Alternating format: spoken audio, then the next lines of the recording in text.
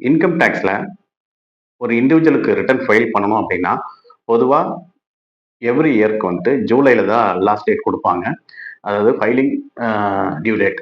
இப்ப வந்து என்ன பண்ணிட்டாங்கன்னா, ஒரு பிரஸ் ரிலீஸ் வந்து சிபிடிடி வெளியிட்டிருக்கு.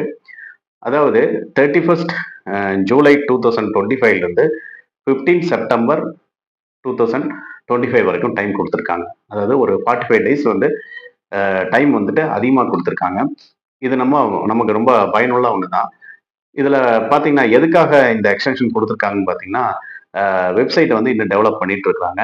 அ அது மாத்திரம் இல்லாம, அந்த ஃபார்ம்ஸ் அ ஐடிஆர் ஃபார்ம்ஸ் எல்லாம் வந்து அதோட டீட்டெயில்ஸ் வந்து அப்டேட் பண்ணிட்டு இருக்காங்க. அது மாத்திரம் இல்ல, டிடிஎஸோட டீட்டெயில்ஸ் எல்லாம் 31 மே வரைக்கும் டைம் இருக்கு டிடிஎஸ் ஃபைல் பண்றதுக்கு. அந்த டிடிஎஸ் ஃபைல் பண்ணா, அ ஜூன்ல தான் அதோட அமௌண்ட் எல்லாமே டிக்ளேர் ஆகும். அப்பதான் நம்ம ரீஃபண்ட் வாங்க முடியும்.